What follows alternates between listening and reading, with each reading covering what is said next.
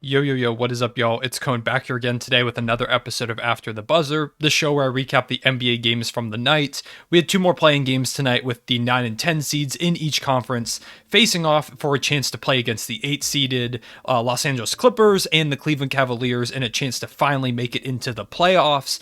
And we had some fun games. They weren't as close as the other two were. Yesterday, they definitely didn't have as high. Well, I guess they technically had higher stakes because the loser of these games were out of the playoffs, but they didn't feel as monumental, I guess, because the winner wasn't getting into the playoffs necessarily. So definitely a little bit down in terms of intensity, but there were still some fun things to talk about. So I'm still going to get into it. Please make sure to leave a like and subscribe while you're here. Helps out the channel a ton. Going to be dropping a ton of playoff content, especially in the upcoming days. So don't want to miss out on that.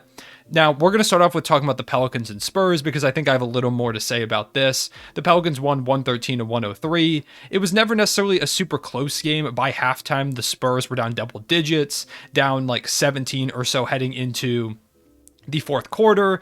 It really just, the Spurs were kind of just outmatched this Pelicans team, and that's really what I want to highlight about this matchup. The more that I think about it, this Pelicans team has a really, really bright future if Zion wants to be here. If Zion doesn't want to be here, things change completely, but even then, maybe they get a decent piece for him in terms of a trade. But this team has a lot of potential heading forward outside the play-in tournament. I think what this game really highlighted is that they're not this bad. If they had Zion, hell, even without Zion, they're a pretty talented team. They completely outmatched the Spurs in this one. DeJounte Murray didn't have a great game. Devin Vassell dropped 23 as their leading scorer.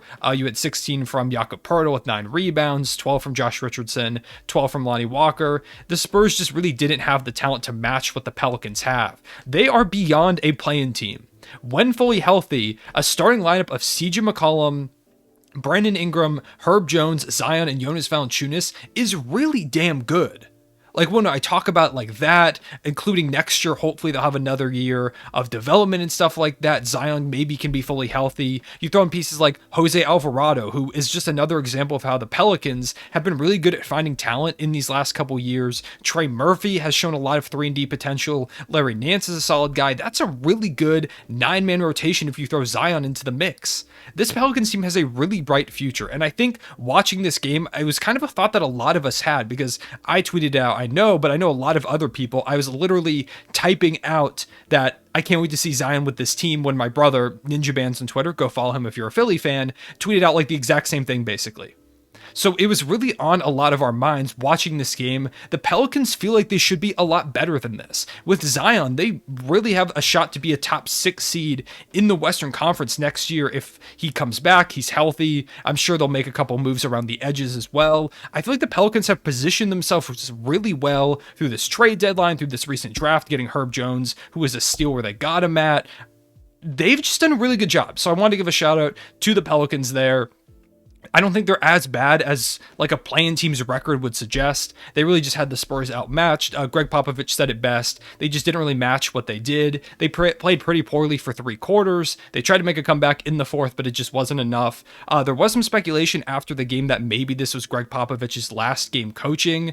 He kind of shut that all down. He said that it's inappropriate to talk about that right now. He wanted to talk about the game. I wouldn't be surprised if Gregg Popovich did step down after this season. He seems like a coach similar to kind of Tim Duncan, where Tim Duncan didn't announce his retirement before the season. He kind of just let it happen, and when it was time to be done, it was done. He didn't go on a retirement tour or anything like that because that's kind of just not Tim Duncan's style. Same with Gregg Popovich. I really think when Gregg Popovich retires, we're not going to know it's his last season. I believe it was Mark Stein said that Gregg Popovich, there's kind of some rumors that next year will probably be his last year, that he's at least going to go one more, but that really the only one who truly knows is Gregg Popovich, and I completely believe that. Popovich is the guy that doesn't seem like he's going to really let that thing leak when it is time for him to retire. I think he's kind of just going to fade slowly into the background, leave after a season, whatever it is, and just kind of be done with it. That feels like his style to me, and so I wouldn't be surprised if this was his last game.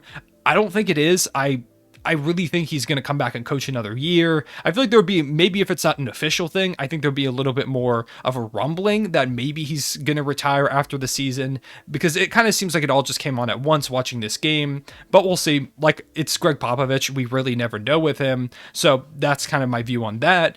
Just one more shout out to the Pelicans. They really just outmatched. In terms of looking forward for a matchup, the Pelicans, I really feel like, have a good shot to beat the Clippers. Of course, the Clippers will have home court advantage and will be the favorites. They've got Tyronn Lue, who really just throws a wrench into everything. But the Pelicans are super talented. CJ McCollum, like I mentioned, he had a great game. He had 32, 6, and 7 in this one. 22, 14 for Jonas Valanciunas. 27, 5, and 5 for Brandon Ingram. Their big three really did go off. And the Clippers might not be able to match that production.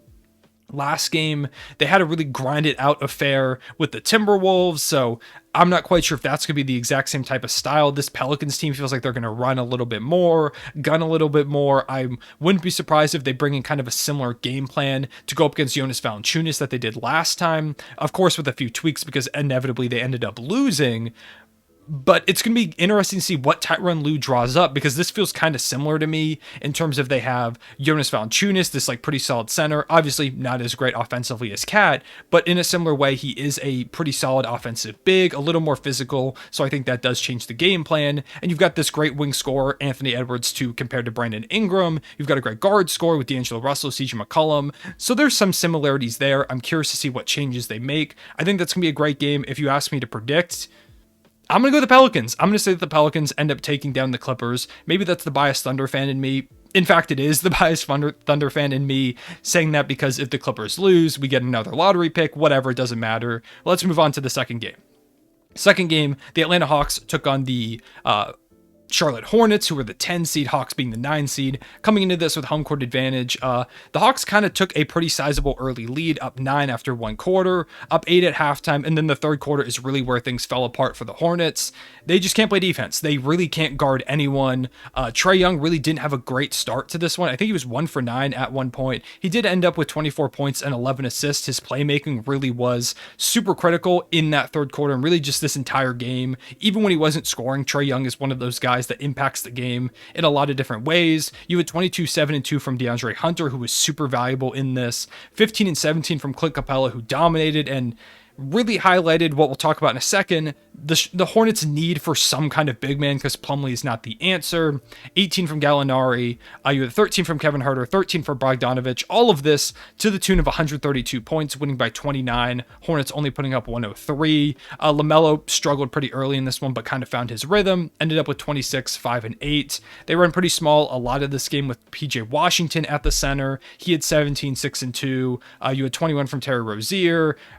Mason Plumlee only played 11 minutes because he just wasn't good enough. Miles Bridges only had 12 points in this one.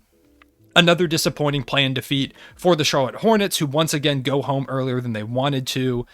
I think big changes are coming in Charlotte. To me, I wouldn't be surprised. In fact, I think that James Borrego will get fired in this offseason. Whether or not he deserves to is another question.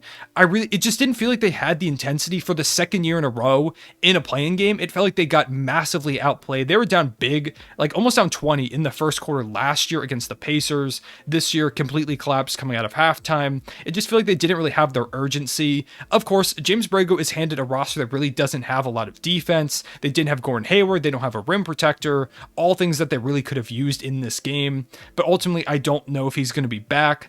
It just kind of feels like they are in like a need of a change, whether it is personnel wise. In fact, it probably is both personnel wise, coaching, and team wise in terms of their roster fit.